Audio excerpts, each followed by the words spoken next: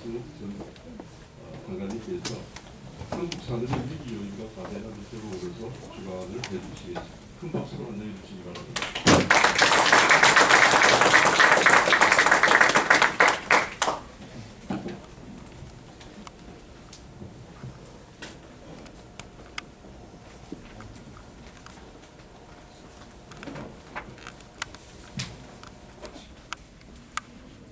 예, 이거 이 과분한 소개를 받아서 지금 나오는데 다리가 좀 떨리는데요. 오랜만에 제가 경남에서 이렇게 말씀드리는 기회를 드리는 것도 평소와는 좀 느끼는 틀입니다. 다시 한번 인사드리겠습니다. 문승욱입니다.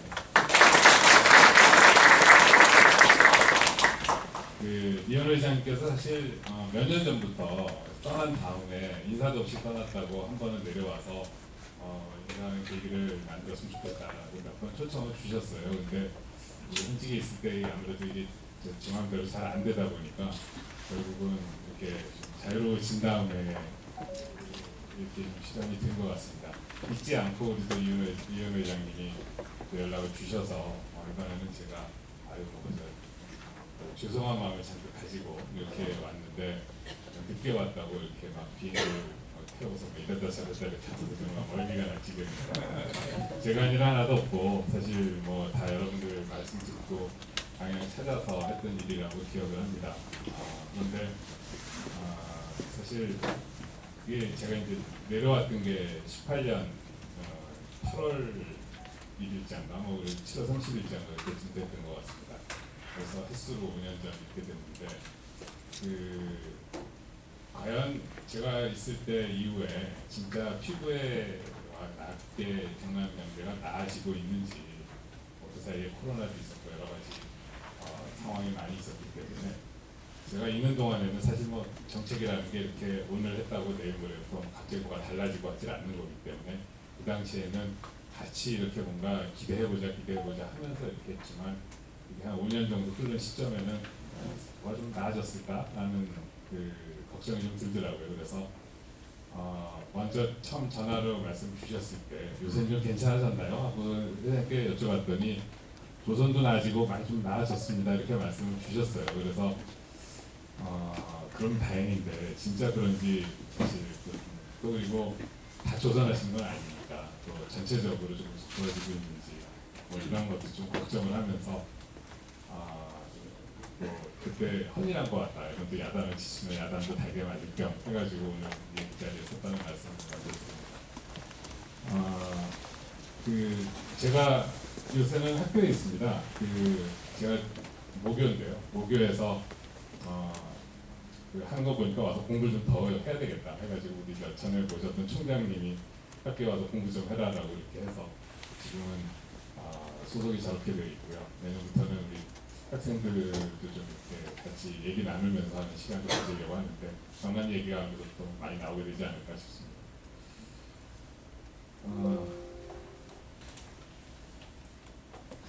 뭐 말씀드릴 순서는 뭐 이런 순서로 좀 이렇게 해보려고 합니다. 가볍게 들어주시면 될 텐데요. 아까 말씀드린 것처럼 제가 내려왔던 게 2018년이고 2018년에 김경수 지사께서 이제 취임하시면서 김 지사께서 취임하시기 전에는 아시다시피 이제 국회의원 하실 때 산자위원을 하셨어요. 저하고는 뭐 과거에 다른 기관에서 같이 근무했던 인연도 있긴 합니다만은 제가 산업부 실장으로 있을 때 실장이 이제 업종 담당 실장을 하고 있어서 조선 자동차 이런 이제 업종 이제 담당이었는데 그때 이제 산자위 위원으로 계시면서 가장 큰 현안 중에 하나 그리고 경남으로서도 성공조선 조선업 쪽에 여러 현안을 어떻게 할 거냐라는 것 때문에 당시 김 의원님하고도 이제 가서 설명도 많이 드리고 정부 입장도 말씀드리고 그 의원님 입장에서는 지역에서 어떻게 풀어야 되지 않느냐는 얘기로 많이 요청을 받아서 같이 해법을 풀어보자 뭐 이런 논의를 계속 이렇게 하던 참이었는데 그 와중에 아까 말씀하신 GM 상황 같은 것도 생기고 뭐 이렇게 됐었습니다. 근데 지사님 오신 다음에 숙제를 마저 해야지 라는 이제 말씀을 계속 반복하게 하셔서 뭐 저는 경남에 그때 연고도 많지 않은데 따라오게 됐었습니다. 근데 걱정 많이 했죠. 이게 사실 몇 년간 해결이 잘 안 되는 문제고 제가 가서 현장에 있다고 해서 이게 과연 뾰족한 방법이 있나. 기재부를 비롯한 또 은행들, 국책은행들은 이 다운사이징하고 정리하는 게 정답이다라는 얘기를 몇 년째 계속 하고 있고 산업부가 그냥 조선은 사이클이 있으니까 막으면 된다. 좀만 기다려보면 버티면 이런 정도로 뭔가 지금 정부 안에서도 입장이 정리가 안 되고 있는 상황이었는데 중앙부처에 있을 때도 이렇게 서로 의견이 대립이 되는데 지방에서 강남에 와서 제가 그 얘기를 하면 그건 너네 되는 얘기니까 당연히 이렇게 얘기가 나오는 거지 하고서 우리가 또 불씨가 돼서 어떻게 보면은 조선을 도와주는 데가 그러니까 거꾸로 이좀 임팩트가 하지 않을까라는 걱정도 했었습니다. 근데 그런 걱정을 가지고 내려오는데 와보니까 조선만이 아니더라고요. 조선만이 아니고 자동차도 그때 경기가 좀 가라앉고 두산중공업 비롯해서 그쪽도 원전 얘기도 잘 아시지만 몇 년 이전에 이제 화력발전소가 수주가 잘 안 되고 중동도 기름값이 싸니까 담수화 설비 이런 충분도 툭 떨어지고 등등 해가지고 창원이 전체적으로 한 번도 겪어보지 못한 좀 어려운 이런 상황이 있었던 것 같습니다. 그래도 무슨 스마트 공장 아까 말씀하신 스마트 산단으로 키우고 아무래도 여기는 기계 공장이 가장 메인이고 또 생긴 지 오래됐기 때문에 이제는 뭔가 업그레이드를 하지 않으면 이제 새로 막 새기게 넣고 하면 이제 중국에 여기 밀려서 완전히 뒤떨어질 수 있다라는 걱정 때문에 또 그리고 정부에서 그때는 그 부분의 사업을 이렇게 산업화와 같이 키울 테니까 그런 여세를 몰아서 창원이 대표적인 성공사를 만들어 보자라는 쪽도 먼저 시작을 했던 것 같고 조선이나 이제 다른거는 가게된 쪽으로 했었던 거죠. 그런 시기에 이제 내려와서 이게 나중에 어떻게 될지는 모르지만 아무튼 저도 현지 적응을 해가면서 이렇게 했었던 것 같고 근데 그 이후에 일이 자꾸 많아지는 거예요. 2019년에는 일본이 수출 규제를 해서 이 반도체 세계 품목 근데 이 지역은 반도체하고는 직접 지역 경제가 연결이 되지는 않으니까 우리가 느끼지는 못했지만 그때 중앙에서 느끼는 거는 반도체 말고도 일본이 맘만 먹으면 다른 걸로 계속 또 공격해오지 않을까. 그래서 저희도 경남에서 일본에서 제일 가져오는 게 뭐인지 이런 것도 뽑아보기도 하고 공작기계 컨트롤러 같은 거는 수급도 챙겨보고 이런 일을 했었던 기억이 있습니다. 코로나 터져서 지역 경제가 전체적으로 가라앉고 하는 거는 완전 그 이후의 이제 상황인데 제가 20년 5월에 이제 다시 경남을 떠나게 됐는데 그래도 그때는 코로나가 조금 백신도 이제 좀 지나가고 이런 그때는 아니에요. 코로나가 이제 막 퍼지기 시작을 하지만 대구가 좀 수습연을 되는 시점이었던 것 같습니다. 정세균 총리님이 대구에 한 달 정도 상주를 하시면서 그걸 진압을 하고 하는 역할을 하셔서 제가 중대본회의에서 화상회의 하면서 총리께서 직접 고생 되게 하시고 밑에 사람들은 얼마나 고생을 할까 이런 생각을 속으로 하다가 5월에 그 자리를 뽑혀간 거예요. 그래서부터 2년 동안 거의 정 총리님하고 전국을 돌면서 코로나하고 수해 복구 그해 여름은 비가 이렇게 많이 와가지고 그렇게 해서 2년을 보내고 산업부로 돌아간 다음에 이제 미국하고 중국하고 싸움이 커지고 반도체 바이든 대통령이 이렇게 웨이퍼를 들면서 반도체를 우리가 키워야 된다. 또 이런 저런 일들이 계속 벌어진 게 최근에 제가 경남을 갔을 때부터 지난 5년간이었던 것 같습니다. 사실 제가 공무원을 32년 하고 이번에 이제 은퇴를 했는데 그 사이에 이렇게 동시다발적으로 여러 가지 일이 터진 건 거의 처음 아니었겠나. 그리고 이 이전과 이후가 굉장히 달라지게 될지 모르겠다라는 걱정을 하면서 이제 우리 후배들은 지금까지는 새로운 어떤 정책들, 새로운 대응 이런 거를 하지 않으면 지금까지 벌어놓은 거는 다 쉽게 까먹을 수 있겠다라는 걱정을 하고 있습니다. 그래서 참 중요한 시기가 앞으로 몇 년만이라고 생각을 하는데 그렇게 느껴본 거를 제가 경남에 있을 때 그 이후에 느낀 거를 오늘 정리를 해서 한번 말씀을 같이 생각해보는 계기로 만들었다 합니다. 아까 말씀드린 것처럼 진짜 조선이 나아지면서 경남이 나아지고 있는지를 우리 이현 회장님은 저한테 설명을 이렇게 주셨는데 일단 여기까지 제가 내려오도록 좀 꼬셔보려고 말씀하신 거라고 생각을 하고 진짜 그런지 한번 나름대로 몇 가지만 찾아봤어요. 그 우리 한국은행의 신부은행도 계시는데 이제 한국은행의 자료 최근에 좋은 자료가 많아서 제가 좀 통째로 뜯어온 게 있는데 허락 안 받고 죄송하게 합니다만 그 우선 생산지수 차원에서 이렇게 숫자를 한 두 가지를 처음에 이렇게 봤는데 잘 모르겠어요. 그래서 제가 언제 있었더라 해가지고 제가 있었던 시점입니다. 이게 그 파란색으로 칠해놓은 게 그때보다 그 이유가 좀 더 나아졌느냐 이렇게 보면은 어차피 아까 말씀드린 것처럼 경제 정책이라는 게 금방 나아지지는 않으니까 좀 지나고 나면 좀 나아졌을까? 그 당시에는 횡보를 하고 있더라도 그리고 역시 전국에 대비해서 경남이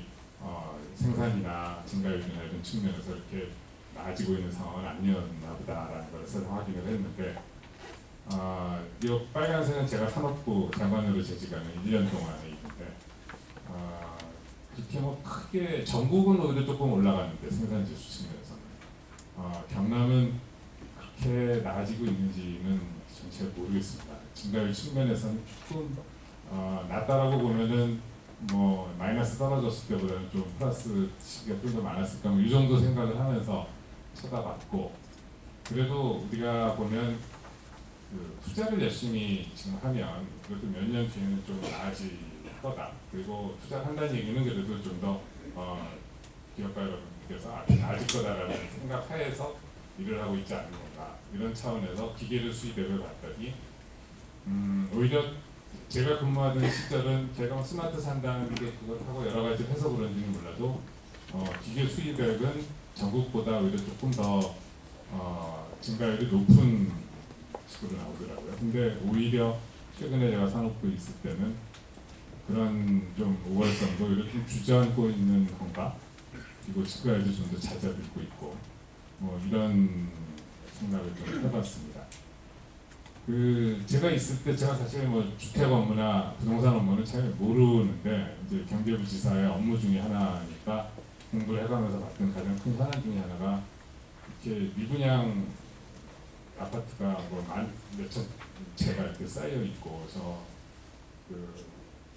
마창대교 건너편에도 그 당시에는 한 4천 세대 이렇게 내일 모레면 중공업 미분양으로 바뀌는 그런 그 아파트가 잔뜩 쌓여 있었고 한 게 큰 일이었는데 그거는 확실히 나아진 것 같아요. 많이 해소가 된 것 같고 숫자로도 나오는데 이게 뭐 저희 경남의 어떤 그 정책적 성공인지 아니면은 부동산 등이 갑자기 정적 화랑이 되면서 그 여세를 몰아가지고 같이 소진이 된 건지 운 좋게도 그리고 최근에는 다시 주택가 가라앉고 이렇게 하면서 약간 분양이 늘어나는 모양을 보이고 있어서 일단은 어느 정도 소진이 된 거는 좋지만 이게 뭐 성공했다고 제가 자신하기는 어렵지 않느냐라는 생각을 혼자 해봤습니다. 이거는 이제 우리가 팩트 숫자를 가지고 보는 거고 무엇보다 중요한 거는 우리 여기 계신 여러 기업인들을 포함한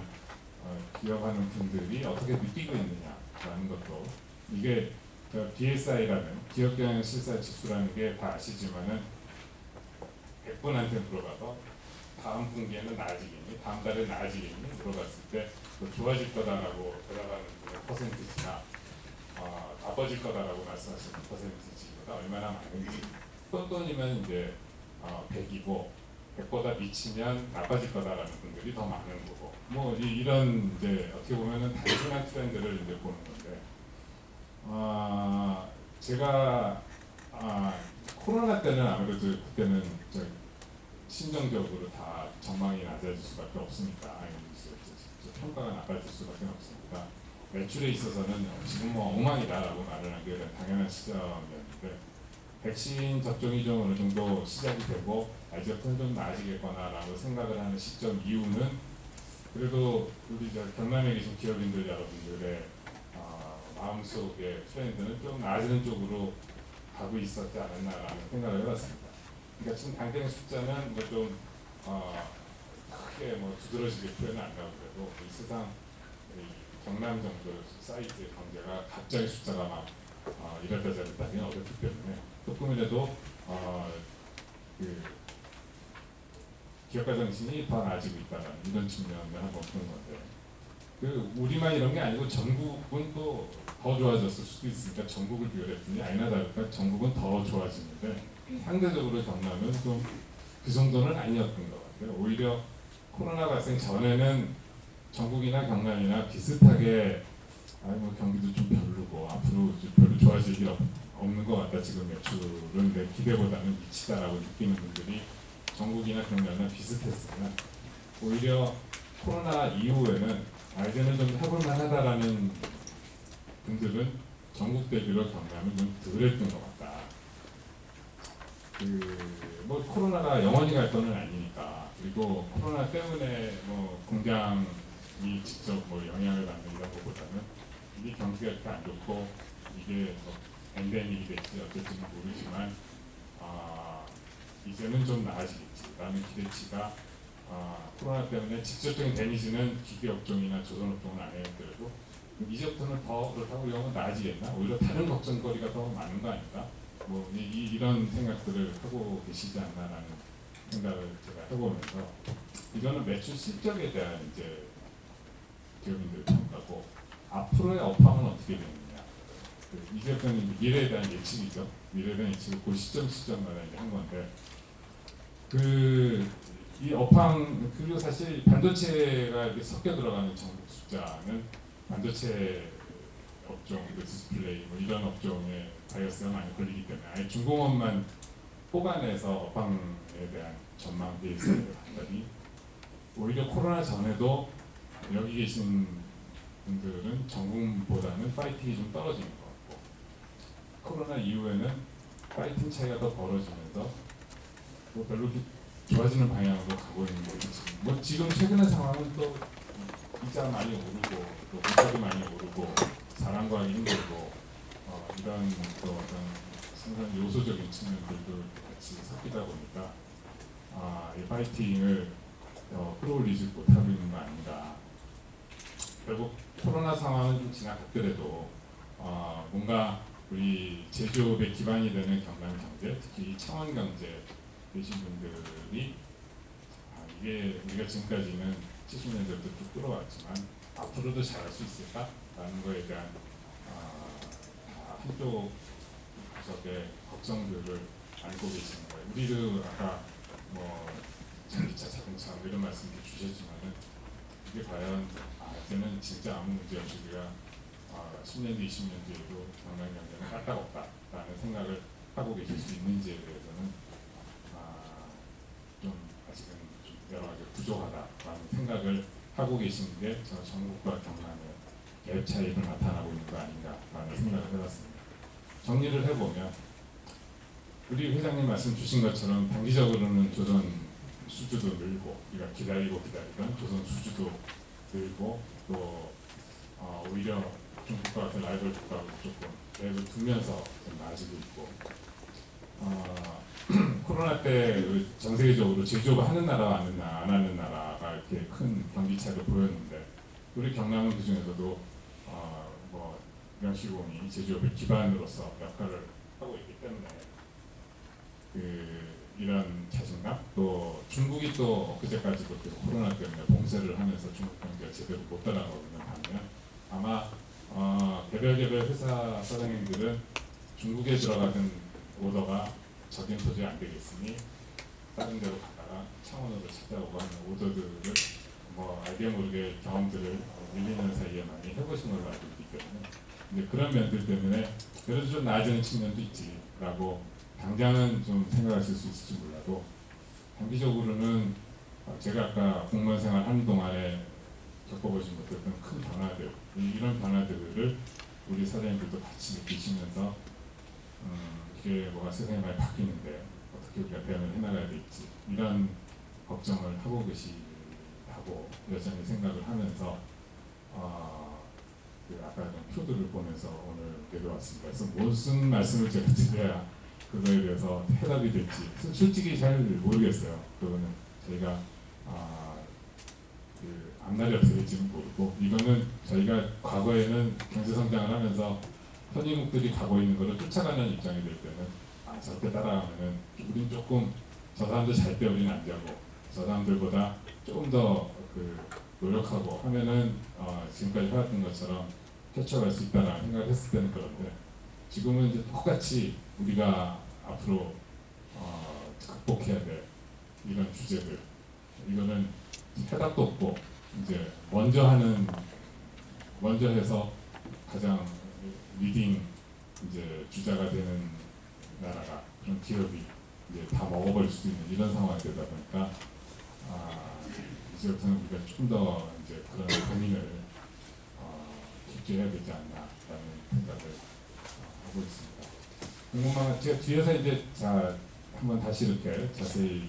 말씀을 좀 드릴 주제들인데 우선 중국하고 미국의 이제 그 경쟁이 이제는 뭐 나라의 어떤 전망을 걸고 이제 하는 수준까지 가고 있는 것 같고 거기에 따라서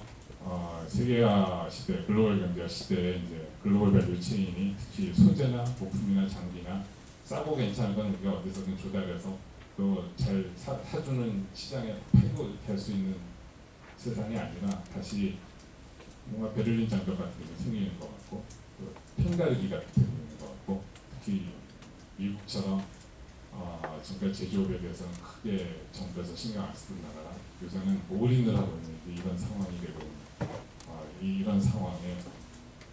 우리가 어떻게 해야 되지? 이런 문제들. 디지털 전환이라는 건 사실 제가 내려왔을 때도 아까 말씀드린 스마트 산단 이런 사업 때문에 우리가 이제는 제조업이 IT하고 융합이 돼야 되고 속도를 더 내야 되고 그때도 이런 말씀들 하신 분들이 있었어요. 스마트 공장 만들면 일자리가 로봇이 대신하고 AI가 대신하게 되면 일자리가 다 없어지지 않느냐. 근데 개별 사장님들 다 물어보면 일자리가 없어지는 게 아니라 사람이 없어서 지금 공장을 못 돌리는데 기계라도 돌려주면은 고마운 일 아니겠냐 이런 말씀하시는 분들 꽤 되거든요. 그리고 실제로 스마트 공장을 먼저 하신 분들 말씀을 들어보면 스마트 공장을 하니까 비용도 줄고 거기에 따른 클라이언트의 신뢰도 올라가서 오더가 더 들어와서 결국은 고용은 더 됐다, 라인도 더 깔고 이런 분들도 꽤 있어서 그때 뭐 의원님들도 내려오시고 해야 되는 그런 식으로 설명을 이제 그랬더니 다들 잘 안 믿으시는 거예요. 그래도 궁극적으로는 다 사람 내쫓고 이렇게 할 수 있는 게 되지 않느냐. 제가 그때 제 그냥 직관으로 얘기를 한 거지만 그 말씀이 맞을 수도 있는데 아까 그 매출이 늘었다라고 하는 이제 기업들 다른 오더가 더 들어와서 그 오더는 다른 데 갈 오더는 아마 없애고 이 회사한테 스마트 공장을 구입한 회사한테 오더가 없을 거다. 그러니까 전체 수로는 줄어들지 모르지만 경남으로서는 전남이나 서울 수도권이나 어디로 갈 오더를 우리가 뺏어와서 고용도 늘리고 하는 거니까 우리가 먼저 안 하면 이제 그쪽으로 오더가 갈 거고 뭐 이런 식의 이제 우리가 선점하는 그게 이제 나중에 일이 커지면 표준화되고 플랫폼화되고 하면은 경남이 먼저 했으면 경남이 먹고 끌고 가는 게 되는 거고 이제 이러한 부분이 이제 스마트 공장뿐만 아니라 모든 부분에서 늘어나게 될 것 같아요. 이제 이런 문제가 됩니다. 그래도 어느 정도까지는 기존에 하던 것도 할 수가 있겠죠. 근데 이 탄소 중립 문제는 우리가 지금까지 하던 거를 아예 못하게 할 수 있는 이제 이런 주제가 돼서 이건 진짜 제일 어떻게 보면은 이 중에서도 첫 번째나 두 번째는 우리가 노력하면은 될 수 있을 것 같은데 세 번째는 진짜 정신 차리지 않으면 공장 접어야 되는 이런 주제가 될 수도 있다라는 생각을 합니다. 그 뒤에서 얘기 나오겠지만 러시아하고 우크라이나 전쟁이 나면서 에너지 가격이 많이 오르니까 이제 석탄도 다시 당분간은 보고 꺼내서 써야 되지 않느냐 이런 얘기가 나와서 좀 주춤하지 않겠나 이렇게 생각하는 얘기도 나오는데 이게 뭐 정부 각 나라 뭐 유엔이나 정부에서 이렇게 정책으로 해서 하자라고 하는 게 아니라 이미 느끼시는 분들은 느끼시겠지만 시장이 이제 탄소 중립 신경 안 쓰는 기업하고 거래 안 하겠다. 그 회사 제품을 쓰지 않겠다. 뭐 이런 식으로 바뀌어가고 있기 때문에 이거는 이제 거스를 수 없는 대세가 아닌가 이런 생각을 합니다. 하나하나 좀 조금 다시 보면은 아까 공급망 문제는 결국은 중국이 이제는 미국을 제끼고 다시 과거의 영광을 찾겠다라는 부분에서 이제 시작이 됐던 것 같아요. 이 얘기는 뒤에 사실 드릴 거니까 일단 넘어가면 이 그래프가 뭔가는 저기 1000년대에서부터 그러니까 중간 1000년대죠. 그 1000년대서부터 쭉 보면 1800년대까지는 세계 최고의 강대국은 중국이었어요. 인도하고 중국이었습니다. 그 당시에 GDP를 나라별로 쪼개 본 거거든요. 근데 인도를 조금씩 가라앉고 이제 중국이 사실 그 밑에 중국은 뭐 자꾸 나라가 정권도 바뀌고 쪼각나기도 하고 하는 때였는데 이제 명청 이렇게 오면서는 인도보다도 더 세계 경제적으로는 GDP를 많이 하던 나라가 1800년대에 넘어가면서 뚝 떨어지는데 1840년에 아편 전쟁이 나면서 서양 군대가 중국을 쳐들어오고 중국 아편으로 뒤집어 엎으면서 그때서부터 찌그러진 거죠. 그 중국 사람들의 머릿속에는 우리가 과거에는 세계 1등이었는데 어디 미국 오랑캐가 파란색이 미국이거든요. 미국 오랑캐가 우리를 약쟁이를 만들어 가지고 나라를 뒤집어 엎고 자기네 세계 경제 주도권을 빼앗은 뒤에 이제 이런 상황이 됐는데 그래서 이거를 다시 우리가 되찾아야 된다. 되찾는데 때가 되기 전까지는 조용히 숨어서 실력을 기른 다음에 지지가 없다. 아까 정석평의 도광양해라면서 뜻 자체가 빛을 감추고 어둠 속에서 실력을 양성해라라는 이제 그건데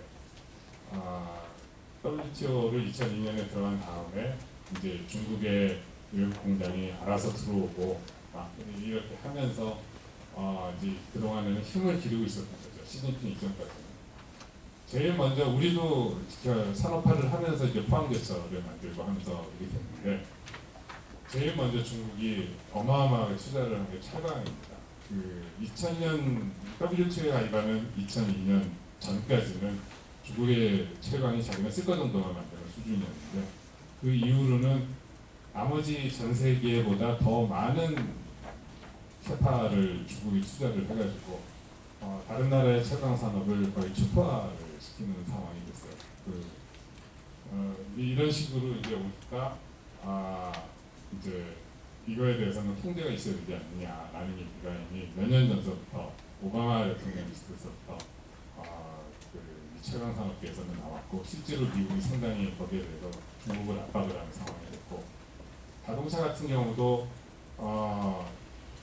거의 존재감이 없다가 2000년을 넘어가면서 지금은 전 세계에서 가장 큰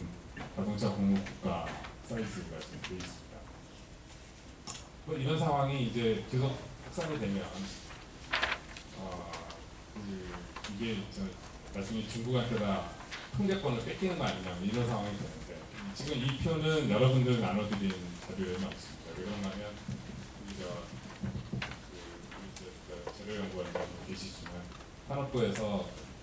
중국을 비롯해서 한 나라의 바이어스가 많이 걸려있는 이런 중요 소재들 이런 소재들이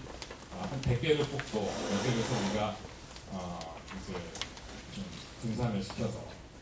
다른 공급처로 확대을 하고 뭐 이런 노력을 해야 되겠다라고 우리가 한 많게는 100개 적게는 핵심 20개 뭐 이렇게 뽑아가지고 우리 일본하고 소비장 터졌을 때 그 이후에 전 세계적으로 공급망 이슈가 커진 다음에 산업부에서 숫자를 다 뽑아가지고 우리 재고가 어느 정도 되고 또 가지고 있는 데는 어디가 우리가 중국의 바이어스가 걸려있고 이런 거를 좀 정리를 해서 관리를 하고 있는데 이게 대외적으로 알려주면 누군가 또 이게 이제 업자가 우리가 매점에서 그리고 불필요하게 또 업계에 불안감을 여기 중국이 그럼 잘못 건드리면 아는 분들은 아시겠지만 이게 이렇게 전체로 모아놓은 자료는 제가 공개를 안 하는 게 대남 걱정을 안 시키는 게 낫겠다 알아서 다 준비를 하고 이게 요소수가 더 터졌을 때 사실 생각보다는 더 과장되게 이렇게 알려져가지고 한동안 좀 한 보름 정도 난리를 볶았는데 이제 그런 것 때문에 우리가 뒤에서 관리를 하지만 저희가 밖으로는 이렇게 잘 보여드리지 않는데 그래서 자료에서 빼고 우리가 대충 눈에 띄는 품목들만 이렇게 봐도 중국에 대한 의존도가 저렇게 돼 있어서 이거를 중국에 안 팔겠다 이렇게 되면 뭐 우리가 대안이 없으면 사실 굉장히 수급이 되는 그런 상황이 되지 않겠느냐 뭐 이런 걱정들을 한 거죠. 이거를 이제 표로 이렇게 WTO에서 이렇게 만든 건데 2000년에는 세계 이제 공급망 체인이 독일하고 미국하고 이런 수요 시장들 완제품 주로 만드는 사이에 일본을 비롯한 이제 옆에 우리나라도 상당 사이즈가 있고 중국은 일본이나 우리나라하고 큰 차이 없는 정도의 규모로 공급망이 형성이 돼 있다가 한 20년이 채 안 되는 이후에는 거의 중국이 이제 쥐고 흔드는 상황으로 지금 모든 품목에 이렇게 이제 들어가게 된 거죠. 심지어 중국이 지금 이런 식으로 못 잡고 있는 품목은 반도체 정도. 반도체는 기술적으로 아직 중국이 쫓아가지는 못해서 그래서 이것까지 뺏기면 큰일 난다라고 생각을 하는 게 미국 사람들의 생각이고 그 미국 사람들의 생각은 바이든 정부 이전에 트럼프는 물론 그 이전에 오바마 정부 때서부터 미국 사람들은 걱정을 많이 해왔습니다. 특히 이제 미국의 펜타곤에 있는 사람들이 그런 걱정을 많이 해서 중국이 뭐 반도체를 이제 양산을 해서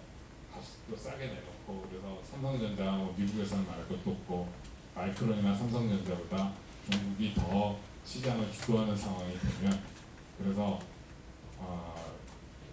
미국의 F-35 같은 비행기에 들어가는 반도체도 중국에서 사다 써야 되는 상황이 되면 그게 말이 되겠느냐. 미국 미사일에 중국 반도체가 들어가지 않으면 철강 같은 데서 걱정을 했던 그런 거거든요. 미국 잠수함이 미국 철강 산업이 중국 때문에 다 무너져서 미국의 잠수함을 중국 철판 없으면 못 만든다면 그게 말이 되겠냐. 그럼 중국이 세상을 쥐고 흔드는 상황이 되니까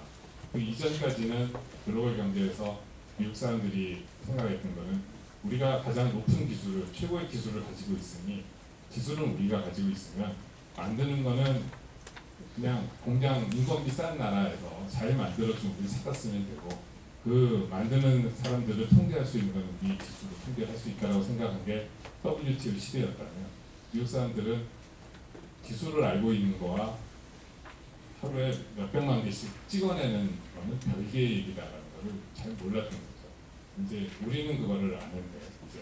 저희가 우리 할머니께서 김치찌개를 아주 맛있게 끓인다고 해가지고 앞에다가 가게를 내서 하는 거하고 그 가게를 냈더니 손님이 너무 많이 와서 하루에 뭐 200그릇, 300그릇씩 점심시간에만 끓여야 되는 거는 할머니가 김치찌개 뭐 한 4인분 끓이는 거는 완전 별개의 얘기가 되니까 이런 거를 미국 사람들은 간과를 해서 이제 이거에 대해서 좀 준비를 해서 통제를 해야 되겠다라는 생각을 하던 참에 아까 이 가운데 빨간 중국 공급망이 만약 문제가 생기면 나머지 독일망, 미국망 다 무너질 판이니 그 이전에 빨리 뭔가 조치를 해야 되겠다라는 생각을 드러나지 않던 참에 이건 같은 얘기는 말로 제가 드리겠습니다. 코로나가 나면서 이게 이제 실제 상황이 되고 있고요. 우한이 세계 자동차 공급망의 가장 중요한 위치를 차지하고 있는 지역 중에 하나인데 그때 그 와이어링 하네스라고 자동차 안에 들어가는 그 케이블 다발 같은 게 중국의 아주머니들이 케이블 다발이니까 각 차마다 다 제각각 사이즈별로 만들어야 되는 케이블 다발을 중국에 있는 아주머니들이 하루에 한 10불 받고 10불도 안 되겠죠 중국에는 이렇게 가위로 잘라서 묶어가지고 이렇게 만드는 게 중국밖에는 그 단가가 안 나가지고 다 거기다가 남겼는데 저기가 코로나 때문에 올스톱이 되버리니까 케이블이 없어서 차를 못 만드는 상황이 2000년 2월, 3월 그 상황이고 그 다음에 미국은 마스크도 없고 우리도 마스크가 부족해가지고 한 일주일 동안 걱정들을 많이 하시는 시절이 있었는데 그래도 우리는 뭔가 만드는 기계도 있고 터전이 있으니까 재료만 싹딱 우리가 그때 용책 구해서 마스크는 좀 넘어갔는데 미국은 몇 달을 고생을 했죠. 중국에서 완제품을 수급을 시킨 다음에는 이런 경험을 한 다음에 바이든 대통령이 취임하자마자 시킨 게 이런 일을 이제는 우리가 그냥 앉아서 당할 수는 없다. 가장 중요한 품목 4개서부터 그 4개가 반도체, 2차 전지 그리고 그 의약품 바이오, 의약품, 그리고 하나는 히토류. 이 네 가지는 중국의 바이러스가 많이 걸려 있고, 그 의약품 같은 경우도 중국이 제네릭이라 그래가지고 이제 특권 풀려가지고 그 정품은 아니지만 똑같은 효력의 약을 만들어내는 굉장히 가장 많은 지역이 중국하고 인도거든요. 이런 데서 공급이 끊기면 엊그제까지 상황처럼 중국이 코로나 때문에 자꾸 공세를 해서 물건이 안 오면은 미국 사람들이 약이 없어서 이렇게 되니까 이런 상황을 가장 급하게 해소하는 대책을 100일 이내 내놔라 하고 취임하자마자 시켜가지고 그해 6월에 만들어낸 보고서고, 이 보고서에 보면 결론은 그겁니다. 보조금 조절해도 지금까지 미국 사람들은 개별 업종을 키우기 위해서 보조금 주는 건 하면 안 된다라는 게 미국의 왜냐하면 그렇게 보조금 줘서 싸게 만들어가지고 다른 데 가서 팔면 그 나라 제품 그 기존에 있는 사업자들은 손해를 보게 되니까 이거는 통상에 있어서 반칙이다. 그걸 미국 사람들이 만들어 놓고 이제는 미국이 반도체를 만들어 우리 세계 공세 크게 해주겠다. 그리고 미국산 전기차를 살 때만 보조금을 주겠다라는 식의 어떻게 보면 지금의 통상 정책과는 전혀 거꾸로. 그러니까 지금은 사실상 저희는 WTO의 질서는 미국과 중국과의 갈등, 코로나 이후로는 거의 무너졌다라고 생각을 하고, 이제부터는 제가 30년 공무원을 하는 동안에는 절대로 개별 업종에 대해서 보조금을 줘서 키우는 이렇게 경남에 무슨 기계 산업을 위해서 공작 기계를 키우기 위해서 정부에서 보조금을 핀포인트에서 주면은 통상 위반이다. 그런 식으로 정책을 못 만드는 걸로 헌법처럼 저희는 생각을 하는 건데, 미국 사람들서부터가 그거를 급해 놓으니까 이제 깨기 시작하는 거죠. 그 질서는 무너졌다라고 생각을 하고, 그럼 이제부터는 이런 식으로 미국이 다 우리나라에 와서 만들어야 이게 전기차 부품이든 자동차 부품이든 뭔가 중요하다고 생각하는 거는 다 그런 식으로 미국 사람들 이렇게 하다 보니까 EU도 똑같이 했고, 일본도 지금 TSMC가 일본의 중 반도체 공장을 할 때 우리나라 돈으로 5조 원을 보태주고 막 이랬거든요. 이제는 막가는 경쟁이 지금 돼가고 있는 것 같아서 그리고 그 서로 거래하는 것도 동맹 간에만 중국, 러시아 이런 데는 빼고 동맹 간에만 이렇게 뭔가 챙기는 논의하는 이런 그룹을 만들자라는, 대외적으로는 그렇게 얘기를 안 하지만 그렇게 느껴지는 이제 분위기를 만들어 가고 있는 게 최근의 상황입니다. 결론을 보면 지금까지는 중국하고 한국하고 가장 싸고 잘 만드는 사람들끼리 모여가지고 미국에 팔았는데, 이제 중국하고 빠지고 이제 이 동맹들 간에 이렇게 하자라는 식으로 이제 분위기가 만약 더 앞으로 바뀌면 제가 헤어지겠습니다. 지금 말이 좀 센 것 같아서 거기는 빼놨거든요. 조금 더 여긴 재밌게 만든다고 제가 지금 손을 본 건데, 그렇게 할 수는 없지 않느냐. 그래도 중국이 우리 수출의 4분의 1을 차지하는 시장이고, 미국은 한 60% 차지하는 두 번째 시장이고,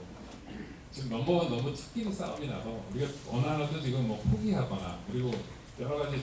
지정학적인 정무적인 일 때문에도 그렇게 될 수는 없는데, 잘 하려면은 우리는 저 두 나라가 다 얕잡아 볼 수 없는 실력을 갖추는 수밖에 없다. 그리고 그게 이제 앞서 무슨 디지털 전환이니 AI니 반도체 같은 경우도 우리가 삼성전자, 하이닉스가 있기 때문에 그나마 미국에서 좀 보자 그러고 대접을 받지. 그렇지 못하면은 우리는 그죠. 그러니까 이런 그 기술이 뭔지, 그리고 그 시장을 주도할 수 있는 가장 중요한 우리가 한 구찌가 있지 않으면 앞으로 이 헤어질 결심을 우리가 자의적으로 생각해보고 말고 할 기회가 생기지 않을까라는 걱정이 듭니다. 아까 중국에만 지금 의존되고 있는 소재 같은 것도 우리가 나름대로, 이게 우리나라만 뛰고 있는 게 아니라 다른 나라들도 다 뛰고 있고, 중국 대신 공급해 줄 수 있는 나라들도 큰 돈을 막 올리고 지금 이러고 있기 때문에 남의 거 가지고 가져다가 다른 데 파는 우리나라 같은 경제로서는 굉장히 지금 취약해질 수 있는 상황이 지금 되고 있다고 생각합니다. 디지털 전환도 코로나 때문에 비대면 하면서 출근도 안 하고 우리가 맥도날드 가도 다 이제 말로 주문하는 거는 언제 해봤는지 기억도 안 나는 정도로 바뀌고 있고 이런 상황. 그리고 스마트 공연은 사실상 비대면 때 이렇게 돌아가면 상대적으로 사람은 각자 격리돼서 조정만 하고 공장에 알아서 돌아가는 이런 게 이제 하나의 좋은 대안이 될 수 있다는 걸 이제 피드백을 듣고 했는데 뭐 다 그렇게 할 수 있는 건 아니니까 지정 공장 그리고 조선은 아무래도 또 이런 사람을 들쓰면서 할 수 있는 디지털로만 하기는 굉장히 어려운 업종이고 특성이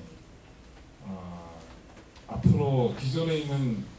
그 자동차 기계 조선 이런 쪽도 다 IT 융합이 되고 이렇게 될 텐데 이 중에서 그러면은 가장 중요한 경쟁력이 되는 포인트는 뭘까? 뭐 다 아시는 내용이지만 그 소프트웨어 기술 우리 경남에서 어떻게 보면 가장 좀 우리가 제일 잘한다고 하기 어려운 부분 그리고 우리 기계 산업을 오래 하신 분들은 사실 IT 업종은 조금 애들 장난같아 보이기도 하고 그런 느낌이 좀 드는데 내가 스마트 공장을 산단으로 바꿀 때 기재부에 가서 선택하고 했던 포인트 중에 하나가 우리가 공장 하나하나가 스마트화되는 것도 중요하지만 이 경남 산단에 있는 2,700개 공장이 다 나름대로 스마트화되고 또 비슷한 업종들이니까 이렇게 되면 이 회사에서 나온 데이터와 그 솔루션을 다른 기업들하고 공유를 하게 되면 나머지 2,700개 중에서 한 회사가 풀어낸 데이터와 솔루션으로 나머지 2,600개가 다 혜택을 받을 수 있고 이게 다 데이터가 이렇게 모이면은 매일 한 회사가 하나의 트러블과 트러블 슈팅 데이터와 솔루션이 나오면은 매일 2,700개씩 쌓여나가는 그거는 전 세계 어디서도 쫓아가기 어려운 게 자산이 될 수 있다. 뭐 이런 게 이제 우리가 이걸 해야 되는 논리를 하나로 제시를 해서 사업을 만들었던 기억이 있습니다. 그런 부분을 우리가 진짜 실현시킬 수 있느냐 실현이 되면 큰 경쟁력이 될 수 있을 거라고 보고 이 하드웨어적인 측면에서도 우리 스마트 공장에서 가장 중요한 센서라든지 정밀 모터라든지 이런 부분에서 우리가 독일이나 일본보다 더 나은 현장 경험을 통해서 업그레이드 시킬 수 있는 이런 피드백을 넣어서 산업을 키운다면 잘 될 수도 있지 않겠냐라는 생각을 여기까지는 하는데 실제로 보면 지금 그런 쪽에 관심을 두고 있는 기업이나 이런 게 지금 대기업은 이제 더 먼저 투자하고 할 수 있는 여력이 있지만 중견기업, 중소기업은 아직은 저희가 저수준이고 또 서울하고 비수도권의 차이도 좀 많이 나고 이런 거를 경남에서는 뭔가 좀 분위기를 바꿀 수 있는 노력을 같이 공유해 봐야 되지 않느냐라는 생각을 하고 있습니다. 탄소 중립 문제는 아까 이게 이제 결국은 제가 지금 대비를 안 하면 나중에는 사업을 못하게 될지도 모른다. 이런 제가 좀 과격한 말씀을 드렸는데 실제로 그런 생각을 하는 게 오른쪽에 중간쯤에 보면은 EU에서 CBAM이라는 게 하는데 이게 이제 탄소 국경세라고 신문에 요새 많이 납니다. 카본 보더 어저스먼트 메커니즘 해가지고 탄소가 국경을 넘어올 때는 야 EU는 탄소 안 나오게 하려고 우리가 뭐 막 배추권 거래제도 하고 그 배추권이 없으면은 돈 내고 만들거나 아니면 못 만들게 하거나 이런 식으로 우리가 노력을 하는데 그냥 탄소 뿜뿜 뿜으면서 만든 물건을 EU에서 똑같은 값으로 파는 거는 불공정하다. 그러니까 그거는 얘네도 벌금 내고 들어오거나 EU에 들어와서 똑같이 배추권을 사가지고 그만큼 채우고 들어오거나 이런 얘기거든요. 철강, 시멘트, 알루미늄 뭐 이런 이제 상대적으로 소재 단위에서 탄소를 많이 내는 업종에 대해서 2026년부터 본격적으로 뺄겠다 해서 좀 나온 건데 우리는 EU에 가서 얘기를 하죠. 우리도 배추권 거래제를 EU 비슷하게 이제 하고 있으니까 우리 같은 데는 빼줘야 되는 거 아니냐. EU에서 논의해보자. 뭐 말된다. 이 정도의 그걸 하고 있습니다만 기본적으로 통상의 저강에 깔려있는 거는 너 죽고 나 살자 상황이기 때문에 이게 뭐 자기네한테 조금 더 불리한 거를 자기들이 하지는 않을 거고 그리고 EU가 이런 거를 만드는 배후에는 EU의 이제 철강 업종, 시멘트 업종 같은 곳에 또 입김이 들어가고 있기 때문에 우리가 진정한 데 쓸 수는 없다. 우리가 EU보다 더 탄소로부터 자유로운 생산을 할 수 있는 기술을 확보해서 그쪽으로 미리부터 준비해 나가지 않으면 어디에서 이제 우리가 다 아예 못 들어오게 만드는 거니까 열을 묻혀가지고 상당한 금액을 내고 들어오다. 이런 문제에 대해서는 우리가 좀 더 심각하게 준비를 해야 되지 않냐라는 생각을 하고, 그 2021년도에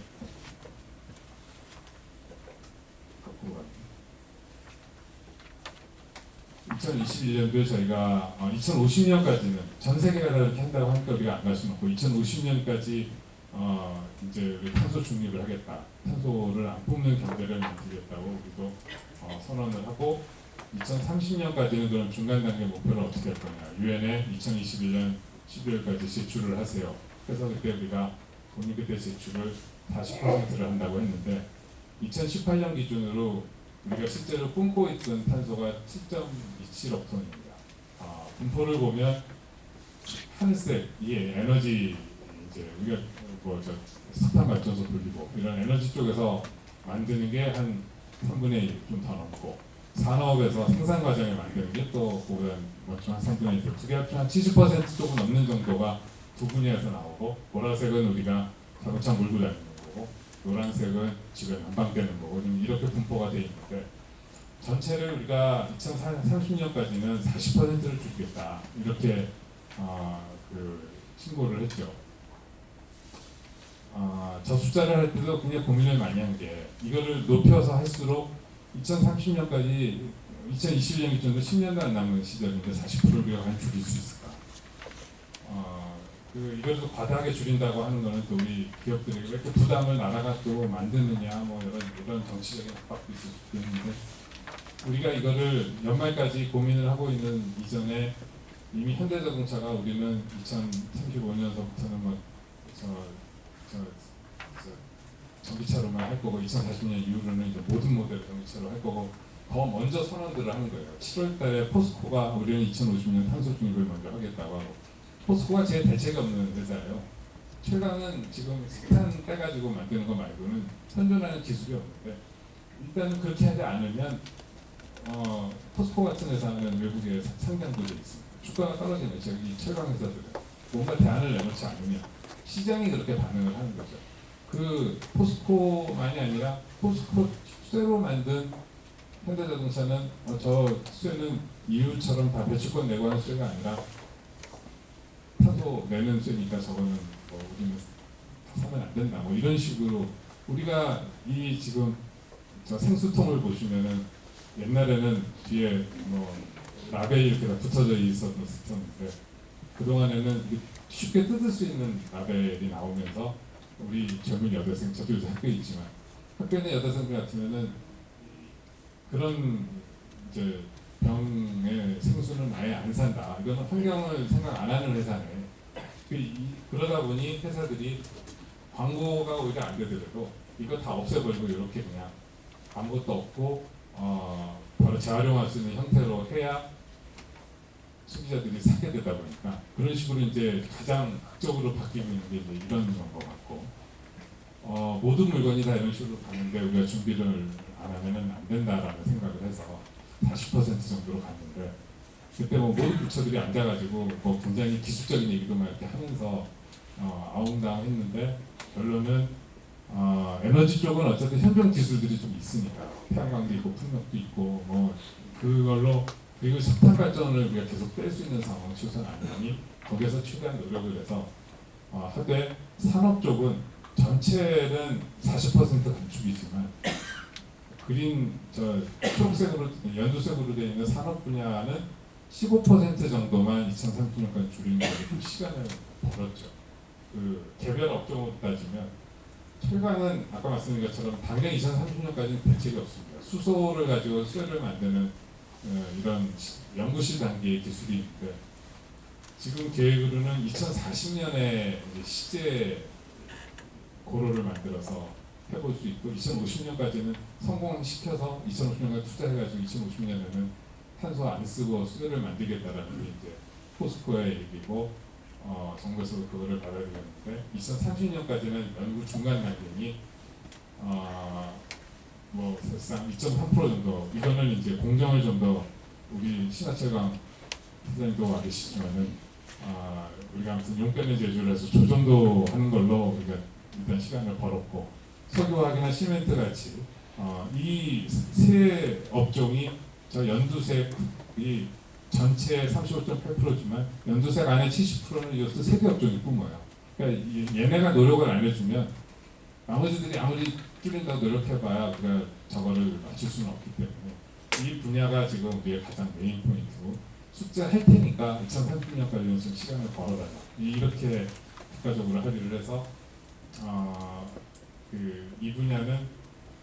의무적으로 줄이는 거는 마이너스 14.5% 그리고 나머지 그때까지의 우리 기술 개발이나 R&D나 이런 거는 이 업종에 좀 더 집중을 해가지고 저 숫자를 맞출 수 있도록 이렇게 지금 돼 있습니다. 이제 방향은 이렇게 돼 있고 물론 새 정부 그리고 이후에 기술적으로 변화에 따라서 조금 이제 조정은 되겠지만 탄소 중립이라는 게 이제 갑자기 없던 일이 될 수는 없는 것 같고 시장이 이제 그렇게 안 가고 있고 자동차 회사들이 지금까지 우리가 수십 년 투자해서 벌어놓은 엔진 기술 이런 거 다 포기하고 갑자기 전기차로 갈 수밖에 없는 거는 시장이 더 이상 이제 끄름 나오는 자동차를 원하지